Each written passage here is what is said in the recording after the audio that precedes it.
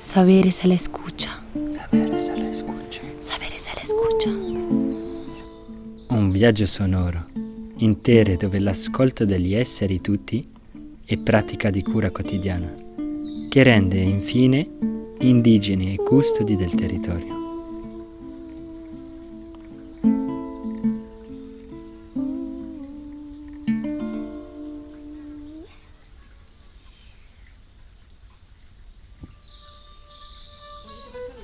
Episodio 5.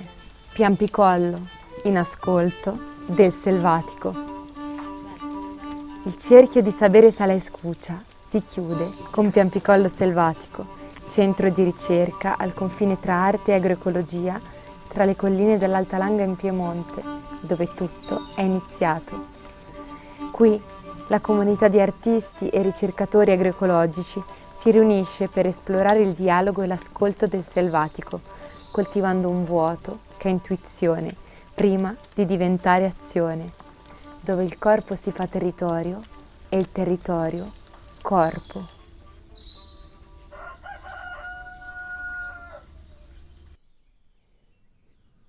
En Piampicollo tengo una posibilidad de conectarme con mi ser físico, con mis sentimientos, todo mi ser. Es una paz que uno también alcanza a sentir, la paz de uno, que no es diferente a la paz del árbol que uno está observando.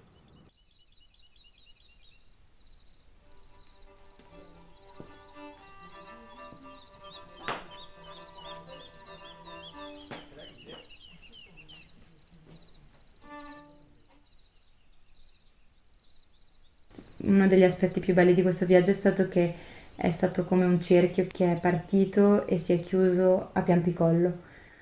Tutto è iniziato con la piantumazione insieme anche a delle donne indigene che sono venute dalla Colombia e si è conclusa anche con loro, quindi c'è stata una circolarità che è stata ancora più profonda perché noi durante il viaggio siamo andati a trovarli, convivendo con loro come se avessi ritrovato in me, forse nelle mie radici, questa memoria di un dialogo più profondo con la natura, col territorio.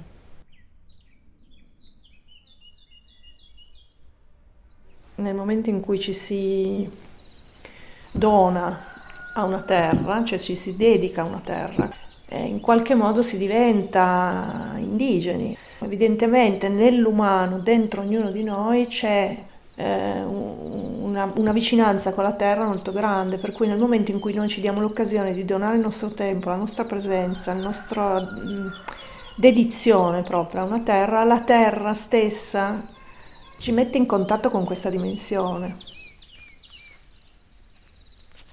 Una giovane che nella vita si avvia, non vuole più ricchezze neanche dote, e dona a quelli che han le mani vuote.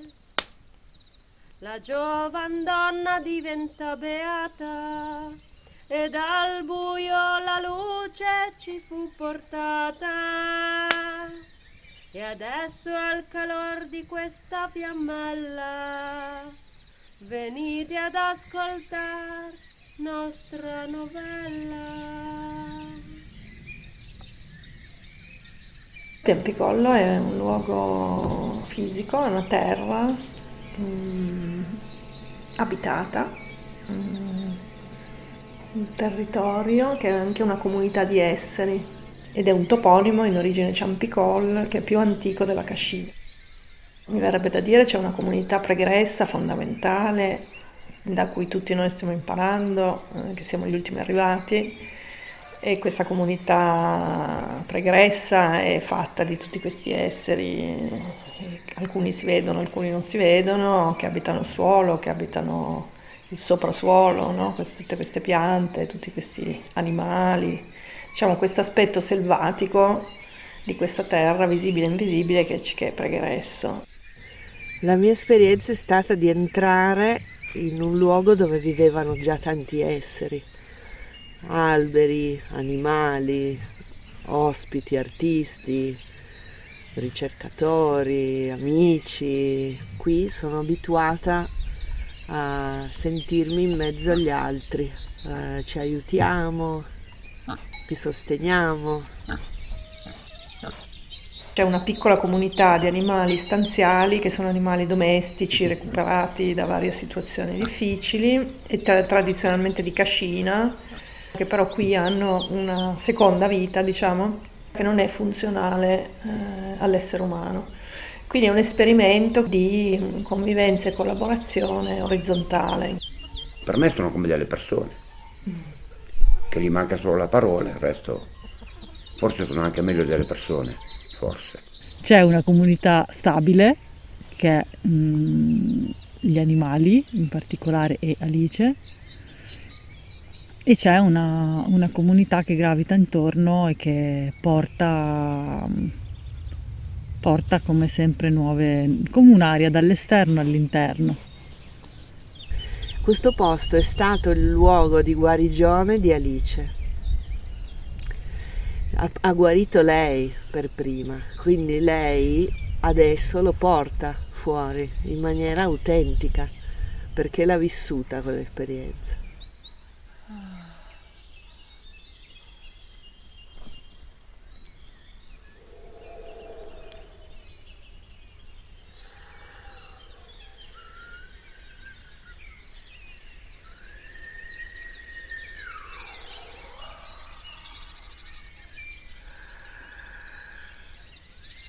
La natura ti dà tutto quello di cui tu hai bisogno, tutto ti dà, tutto.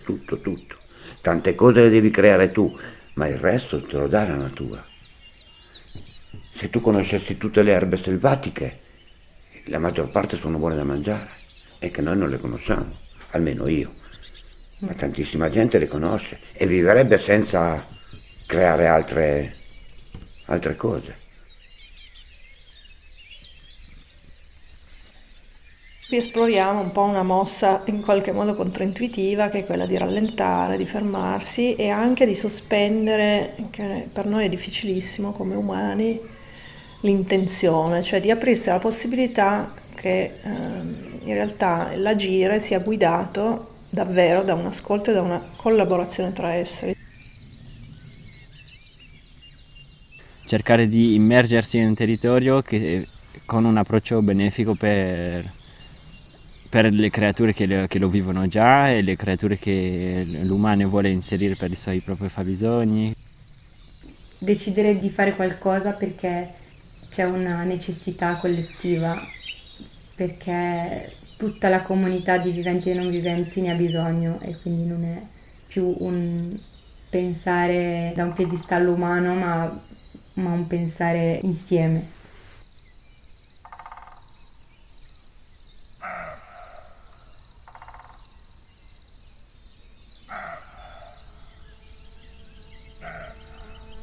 Quello di dormire sul sito che poi in qualche modo intendi trasformare, cioè lo considero come un atto di preprogettazione quasi obbligatoria, perché in effetti devi considerare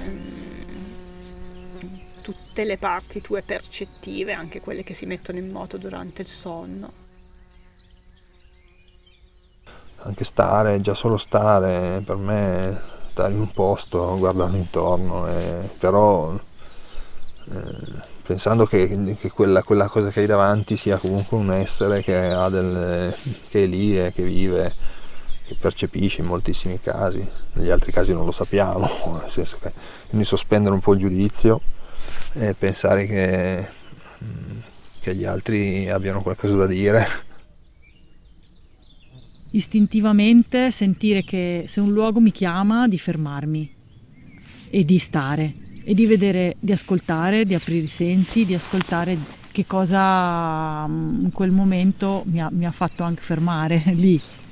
Quindi l'essere un po' anche forse a disposizione, ecco, di essere pronta, di essere a disposizione di un luogo che in quel momento mi permette di fermarmi. Piampiccollo è tanto questo, l'ho sentito tanto questo. Ti dà questa sensazione di diciamo che c'è un suo genius loci che è di questo luogo.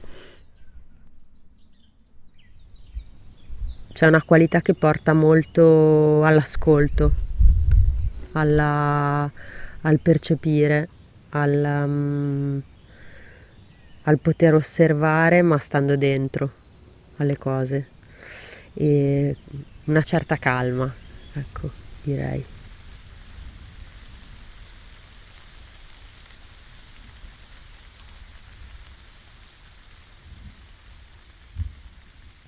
A volte non abbiamo tanto il tempo di ascoltare o di ascoltarsi quando c'è troppo stimoli o quando abbiamo messo troppe cose sul fuoco, che la difficoltà per noi è di rallentare, di guardarsi intorno, di andare più lento, e che qua c'è tanto qua. La possibilità di fare spazio a ricevere delle cose e quindi di fare un cambiamento dall'agire al non agire,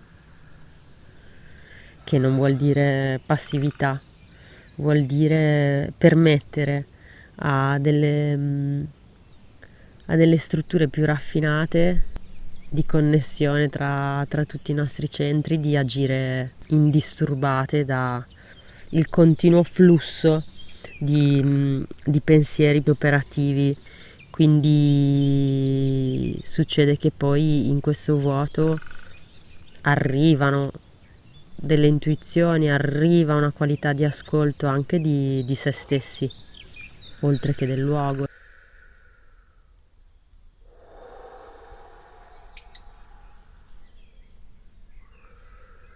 Sì, la più grossa somiglianza che sia questo vuoto, quello che accomuna Piampicollo e questi altri territori e cosmovisioni.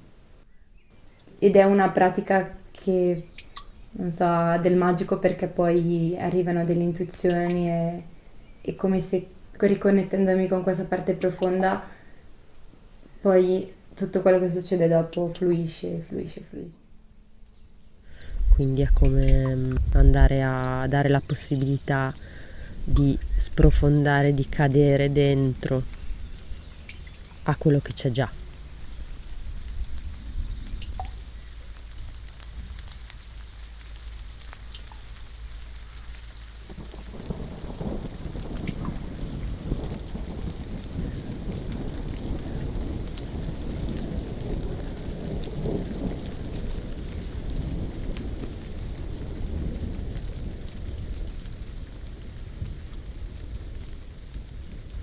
Allora, qui sento che la mia bolla, diciamo, di esperienza, di vita, del mio essere, si può espandere. E questo mi dà tantissima gioia, cioè mi sento che le mie emozioni, il mio corpo hanno tanto spazio. E quindi è come vivere... non so come dire, come essere veramente protagonista della propria vita, mentre invece quando sono in città sento di entrare in delle caselle in cui comunque mi sento stretta. Gli animali mi hanno aiutata tantissimo, la loro semplicità, la pulizia che hanno dell'anima proprio. Questo fatto di esserci e basta, non hanno dubbi di come esserci. E quindi tu ti puoi mettere in contatto un po' più alla pari, invece che sempre in questi contesti molto domesticati in cui anche loro sono tutti belli compartimentati.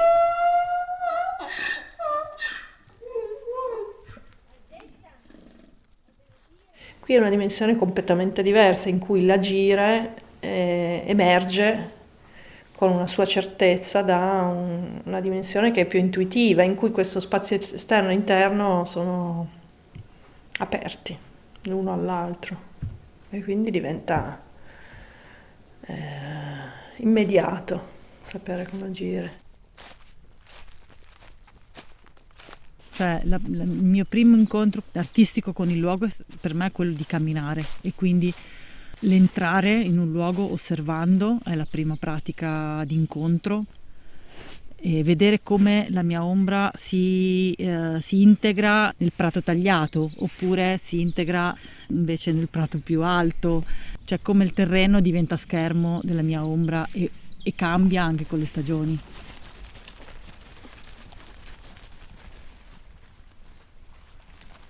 Ecco, mi piace molto la dimensione del fare, quindi attraverso il fare sicuramente entro in contatto e mi relaziono così, sì, col corpo proprio, con corpo a corpo, sì, lasciarsi attraversare e trasformare dall'esperienza col corpo.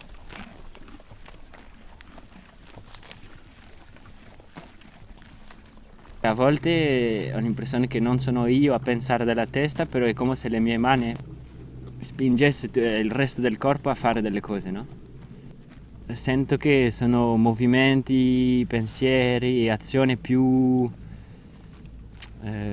antiche, più profonde, più connesse alle nostre origini, diciamo. E questo ci permette molto più facilmente di entrare in relazione con altri esseri.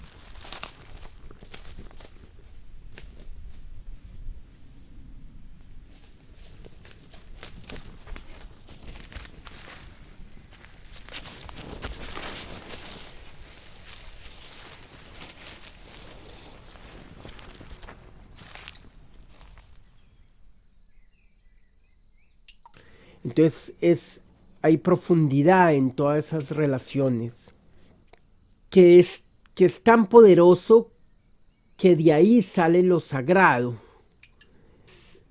Le tengo un respeto hacia el lugar. Siento que hay algo tan fuerte que le da a uno, que le ofrece, que lo pone a pensar, que una de las cosas que uno puede humildemente dar es pues respeto.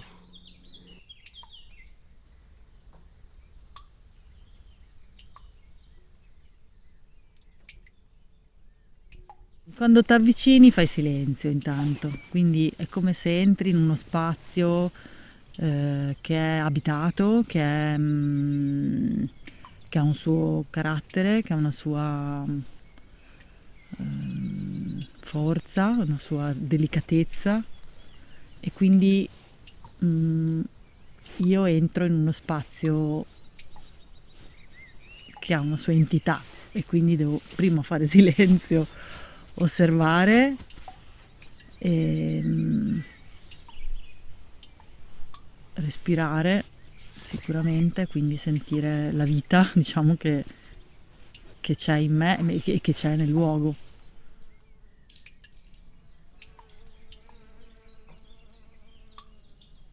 Un luogo sacro è il luogo in cui tutti gli esseri si incontrano, visibili e invisibili. È un luogo in cui ci si incontra in una dimensione che è diversa dalla dimensione del quotidiano.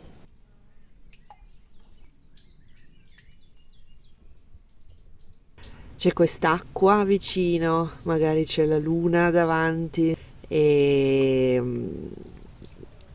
c'è questo senso di come se fosse un luogo della provvidenza, di gratitudine, è un luogo di scambio, sì, tra quello che è e l'altro che non sai cos'è, da cui puoi attingere, avere ispirazione, avere aiuto. E quindi, diciamo, è sempre stato un luogo che mi ha parlato di questa relazione molto umana col selvatico, e una coabitazione dove l'umano aveva ricostruito dei piccoli altari, dei piccoli luoghi per stare insieme, per connettersi tra di loro, ma dentro, immersi in questa natura.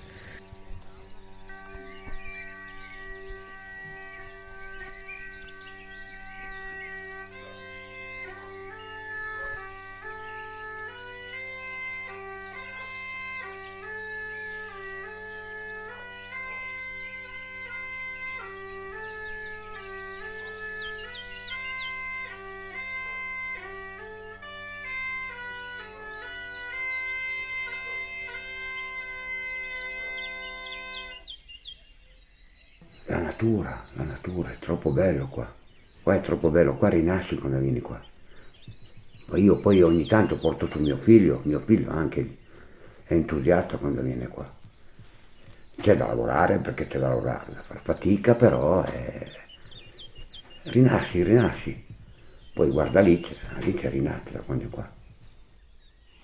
Se io riesco a riconoscermi come parte di questa comunità, allora penso che uno possa dirsi indigeno ovunque.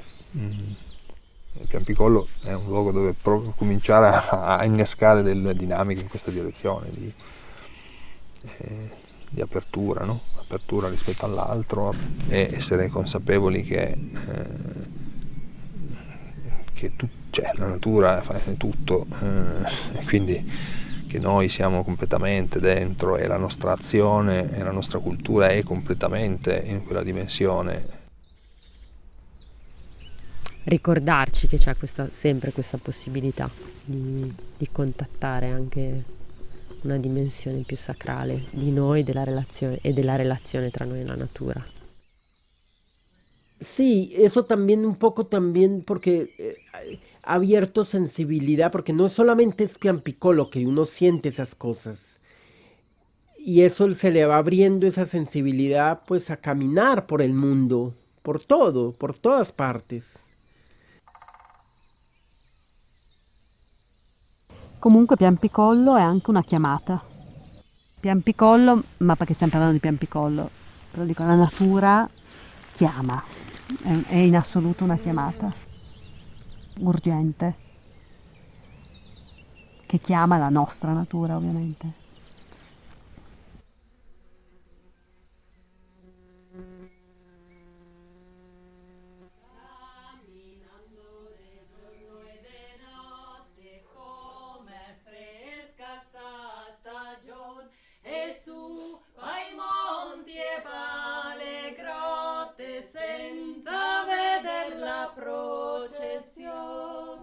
Siamo Silvia e Bruno, ci siamo messi in viaggio per ricevere e trasmettere saperi da un lato all'altro dell'oceano.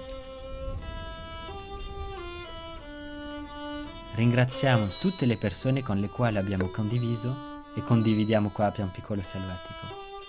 In particolare a quelle che hanno prestato la loro voce a questo ultimo episodio di podcast. A Alice Benesia, custode di questo posto. A Elisa Bigotti, residente e amica, a Juan Recaman, real ponte tra Piampicolo e una cara famiglia della comunità indigene Kamcha della Colombia, la famiglia Hakanamehoy, a Carla Taglietti e Valentina Turini, che formano il duo artistico Le Astrologhe, tra teatro delle ombre e canti popolari tradizionali, a Elena Pugliese, scrittrice in residenza artistica di Piampicolo in 2022, a Raffaella Spagna e Andrea Carretto, artisti e autori dell'installazione permanente Vital Badek, a Carmelo Zimo, che dalla costruzione, manutenzione, agricoltura e a prendersi cura degli animali si dedica ogni giorno al benessere degli esseri di questo posto. E un altrettanto ringraziamento a tutti gli esseri viventi e non viventi che hanno prestato i loro versi, passi e rumore a questo episodio di podcast e a tutti gli altri che hanno partecipato da vicino a lontano a incantare questa collina. Questo progetto fa parte del programma Inviting Life della Fondazione Piampicollo Selvatico. Siamo grati ad Alice Benessia e Juan Recaman per il supporto e a Anthony Di Furia per le registrazioni sul campo.